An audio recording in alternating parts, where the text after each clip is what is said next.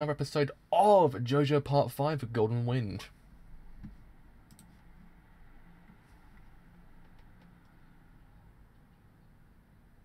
We're good to go, we're good to go. So yes, actually I've returned to actually cover another episode of JoJo Part 5 Golden Wind.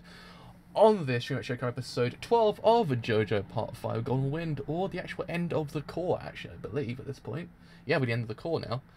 And yeah, I mean, last week's episode of JoJo Part 5 actually was just phenomenal. It really was. It actually ended in Nunch's arc in such epic fashion, really, because the manga's amazing when it comes to this arc, but the animators went above and beyond once again. I just can't understand what they're doing, but it's just making everything so much better. I just love it. Also ending on the fact that there's also a second job from the boss. Or second mission, really, the better way to describe it, second mission from the boss. So yes, I also do believe actually heading into another character's actual kind of arc itself, so it would be interesting to see how well they actually adapt it. So it's actually important to actually gone live for JoJo Part 5. So, on to we actually go. So, gone live for JoJo Part 5 Golden Wind, Episode 12. And with that, and with that, and with that, and with that, we're good to go. On that front, we're good to go. On this front, we're good to go. We're not, actually. Speaking of the devil, we're not good to go. Now we are. Now we absolutely are. So let's actually get the Shona Road. Shona Road, there we go. So let's actually put this into full screen, actually get the Shona Road. So in 3, 2, 1, let's actually start this thing absolutely now.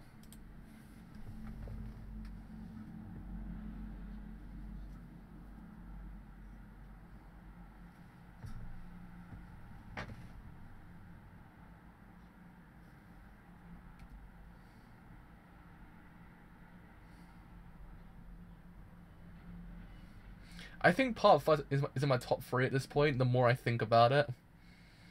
I think it's part 7, 6, and 5 are my top 3 at this point. I mean, it changes as time goes on, but that's probably currently my top 3. I love Part 5 so much; it's so freaking good. But I mean, the animated version's better, I think, at this point. It's like they took everything that was good about Part 5, which is just basically gave us the best thing ever, really. I'll forever be grateful for their productions for this. It took a while to get here, but it's just so much. It's so worth the wait, actually.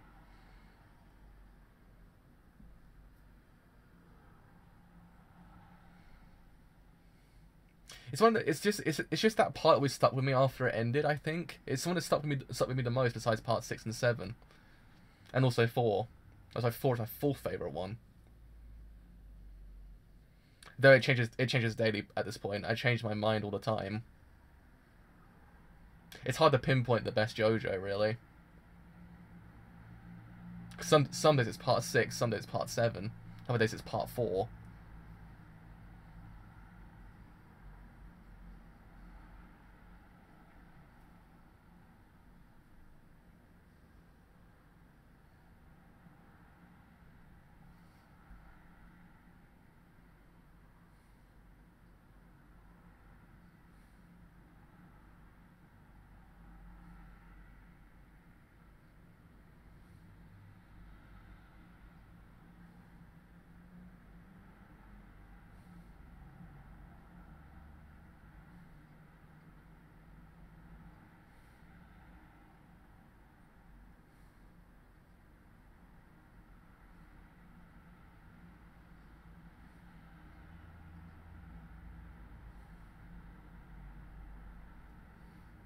But I mean, this arc actually going into is really freaking good. I mean, every single arc in Part 5 is amazing, but just this arc is great. This arc is great.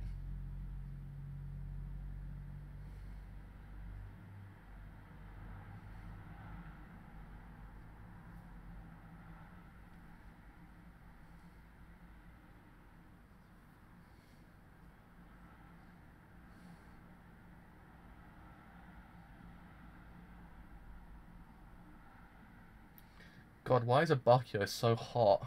Like, Jesus Christ. Jesus Christ, that man is so hot.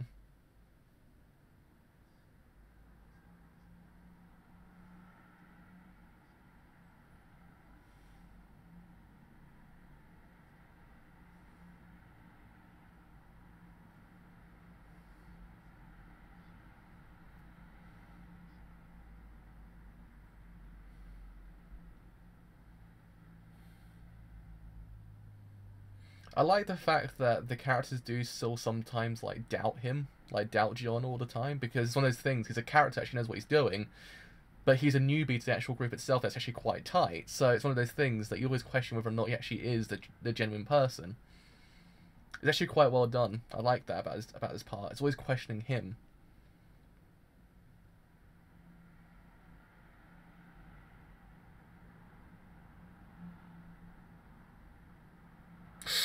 Oh, it's happening, lads. It's happening.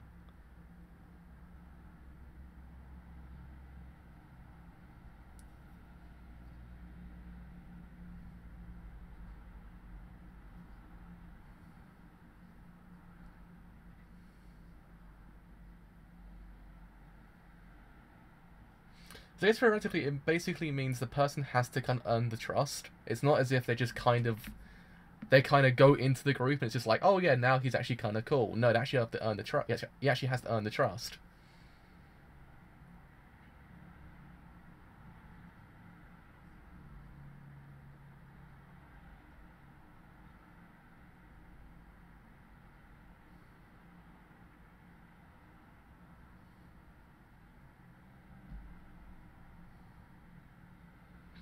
I also like the fights themselves sometimes because they're actually quite singular to the character. They're not all the people around them are fighting as well. Sometimes they do, but it's quite singular to the character.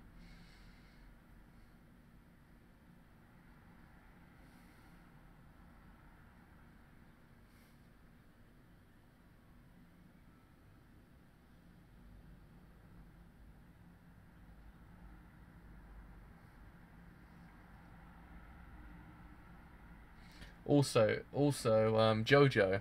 What have I been saying about my husband? Can't hurt my husband. It's against the law. It's against husband law. You can't hurt them.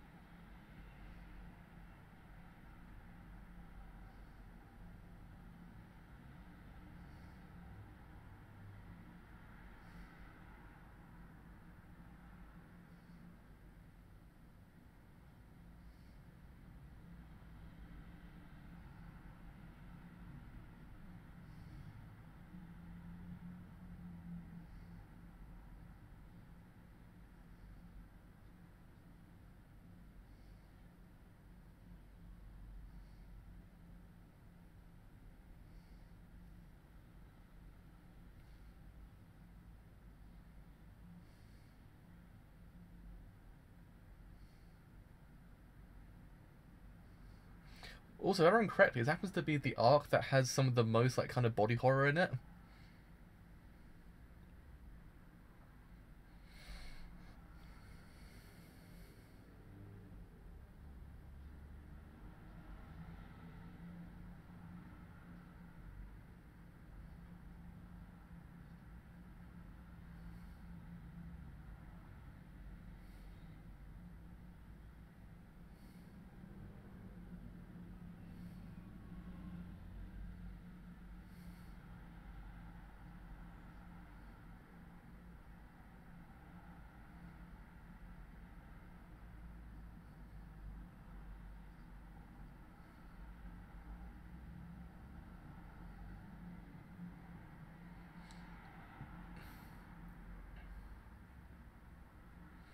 Oh man, that's a really cool transition.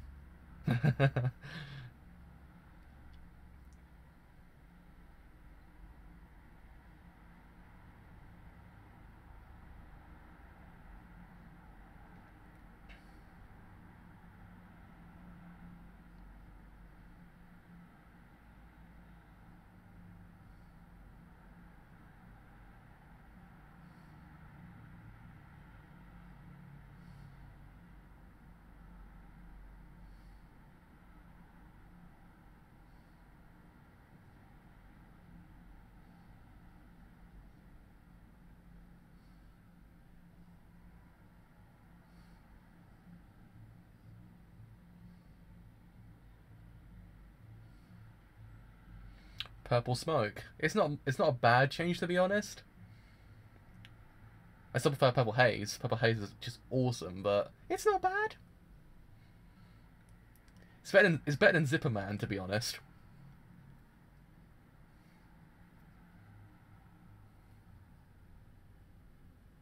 God, he's so hot. He is so hot.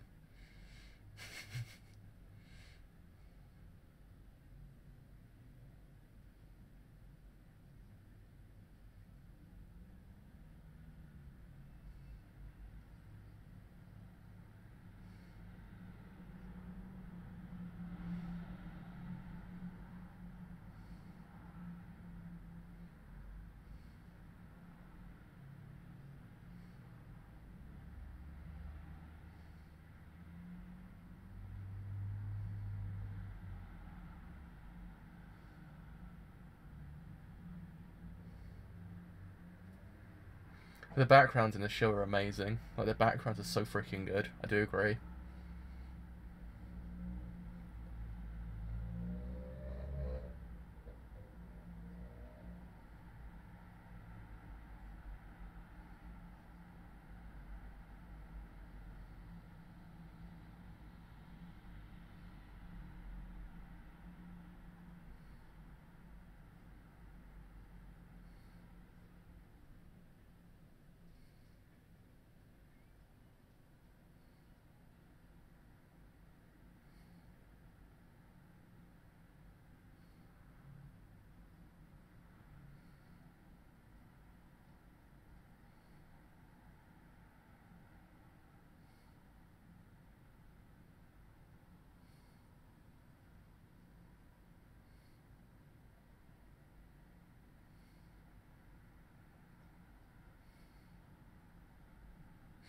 Oh, we actually get in Fugo's backstory.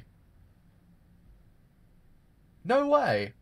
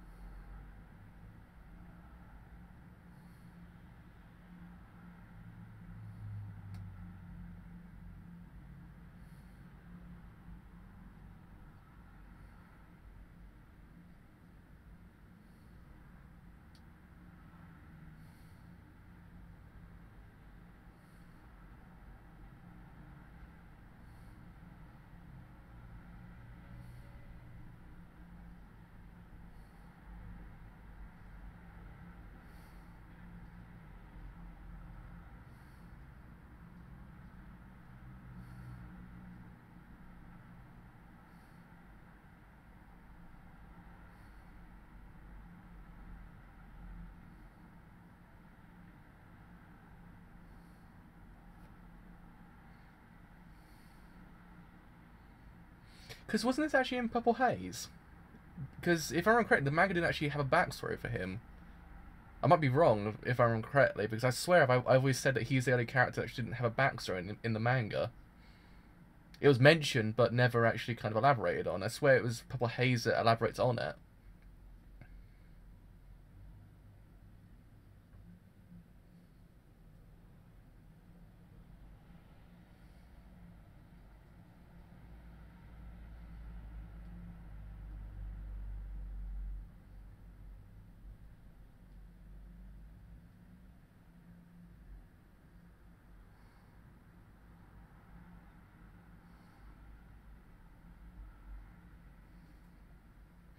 I was gonna say, I swear it's how it went. If I remember correctly, the events of the manga.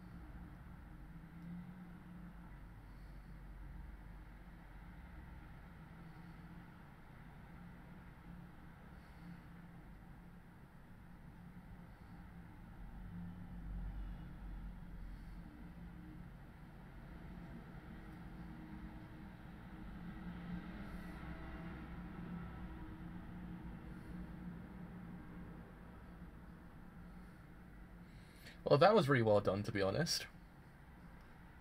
That was really good on their part, to be honest. I actually quite like the fact that she included that because it adds a lot more to his character.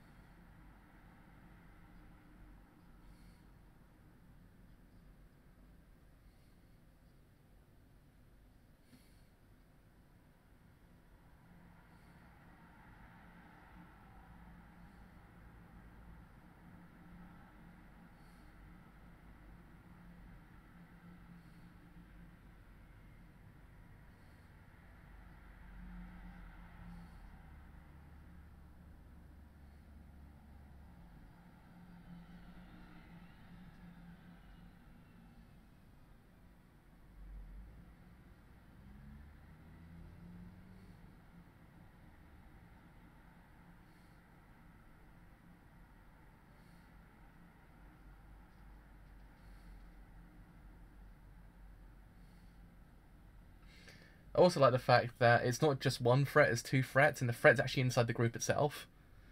That's also very well done as well.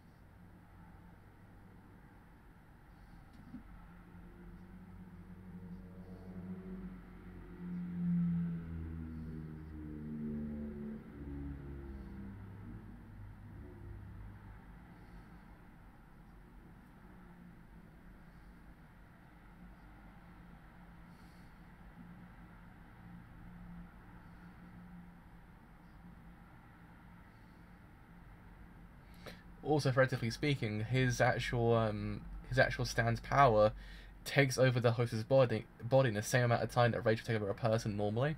So there you go. The actual Stan itself feeds back into the character itself as well.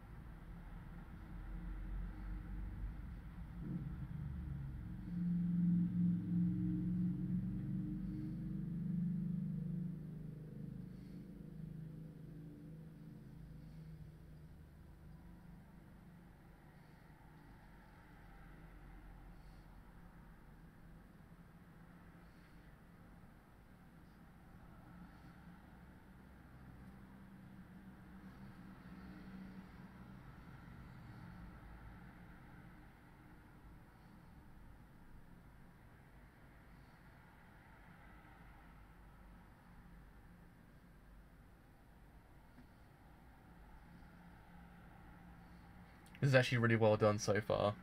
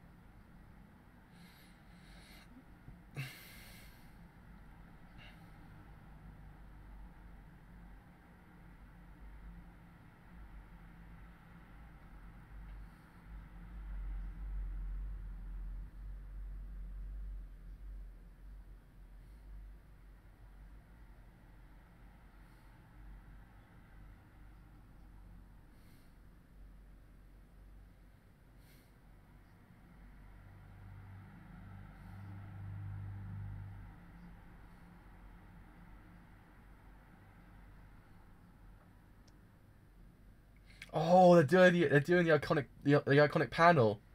It's the iconic panel, lads.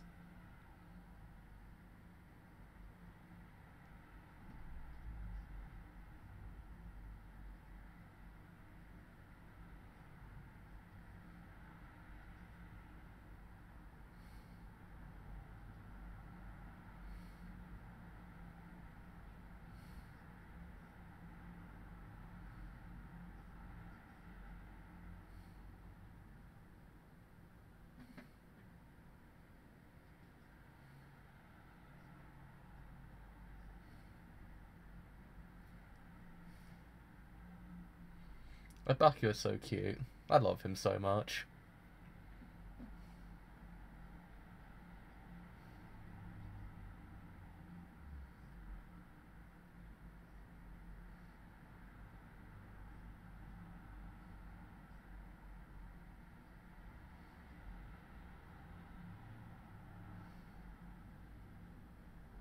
Oh man. And that's it. It's episode 12 of JoJo Part 5, Golden Wind. Oh my god, that was brilliant, I must say. It was really nice actually added in the whole thing with the with Purple Haze as well. Like the actual novel itself. That actually was really well done. Because I remember it being the fact that the light novel adapts his backstory a little bit more, which gives you a lot more information on who he was beforehand.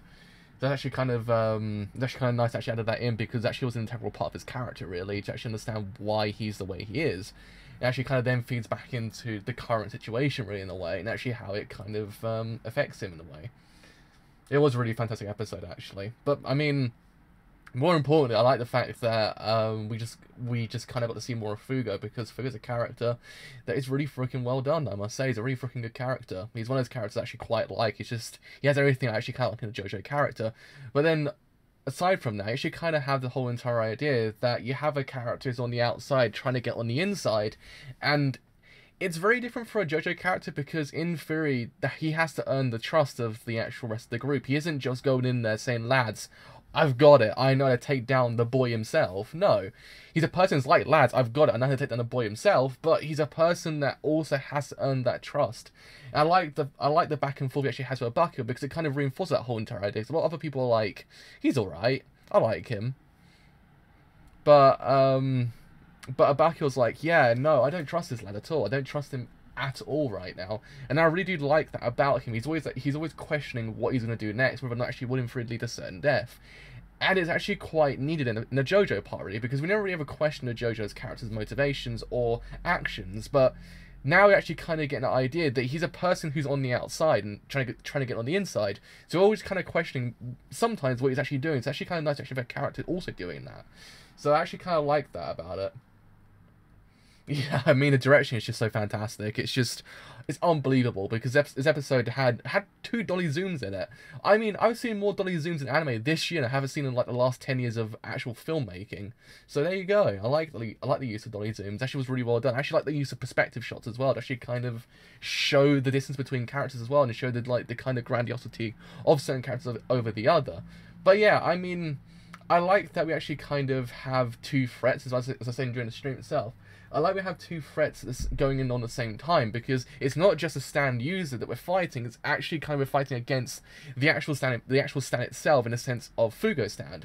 It's really well done because it kind of allows you to see a different side of the whole entire coin, because beforehand, stands within groups don't really do too much, like to actually kind of counteract the actual kind of group dynamic.